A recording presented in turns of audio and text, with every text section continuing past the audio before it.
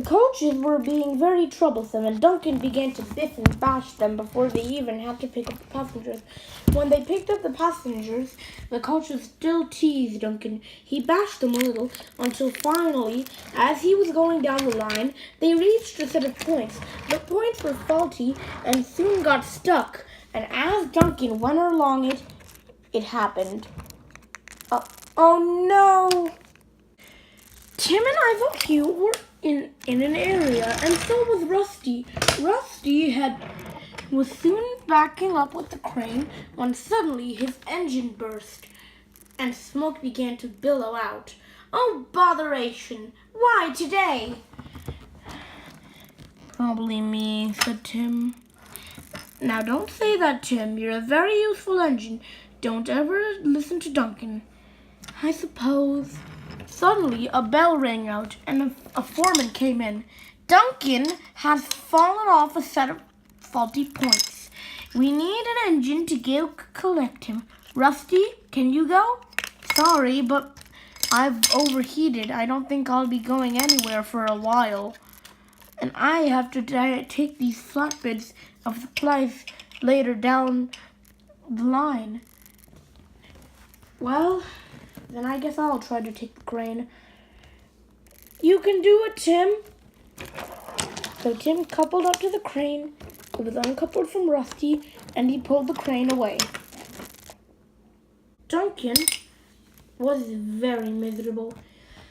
Debris had smashed into him near the points, and he had crashed through a small fence area, and now he was lying dazed and surprised on the ground.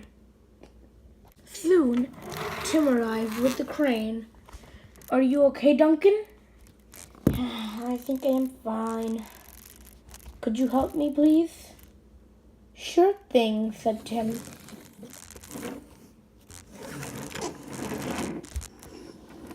He carefully backed up, and soon the fence bursts and were stacked up. Then carefully remove the fencing from Duncan and carefully stack them to the side near the next track. And now it was Duncan who had to get back on the track. First, Tim went to the back and carefully pulled the coaches back onto the rails and uncoupled them.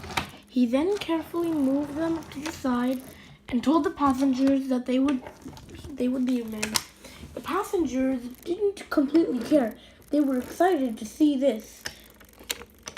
Soon, Tim's breakdown train had gotten on Duncan. It soon began to slowly creak, began to turn and turn. Duncan's first wheels were on the rails, and soon, as the crane made the final turn, Duncan was back on the rails.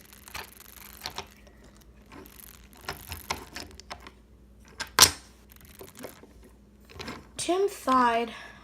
Are you going to be able to go? Lads, check. So the man checked, and Duncan would be all right, but he wouldn't be able to take the train, unfortunately. So a replacement was called, and that replacement was gallant old Rheneas. He pulled the coaches away to their stops and destinations. Tim carefully turned around, coupled in front of Duncan, and had the crane behind Duncan. And soon they set off.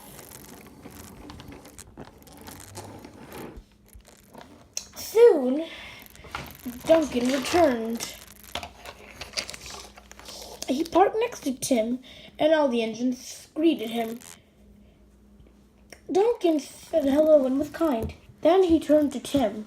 Tim, I'm sorry I was so rude to you and was very snobbish. It was an irresponsible action. Thank you, Duncan. That means a lot. So, Duncan, said Sculloey, Do you know when Peter, Sam, and Sir Handel will get out of the works? They should be out in about 2 weeks at the most. Soon our railway will be functional again, and it'll be even better with a new teammate, Tim. Any status on Ted? I mean, any status? Why did I just say Ted? Any status on Fred? Fred should be fixed in a few days. It'll actually probably take about a month. Peter, Sam, and Sir Handel are first priority right now, and they'll only take 2 weeks. After that, Fred will need a major rebuild, and then he will be out in maybe a month. Maybe he won't. Maybe he'll take even longer or shorter. I don't know. But can I tell you all something? Yes? While I was in the works, there was also a steam engine there. It was brown and dark. And not Duke? Nah, not Duke. He's been on this railway for a long time, and he's up at Wales visiting some cousins. What I'm talking about is a tank engine that was cabless. It was brown and, how do I know? Well, a harpoon was covering it, but it fell off, and I was able to see it. It was a cabless engine that was short, kind of the size of Tim, maybe. A steam engine. It was very strange, and I can't help but think I've seen it before. Ah, well, I guess we should all get to sleep. Night. It had been nighttime when Duncan returned, and he soon fell asleep. The other engines, however, besides Tim, did not. They were all surprised. They were glad that Fred, Peter, Sam, and Sir Handel's status was good, but at the same time, they were surprised to hear that a new engine was there.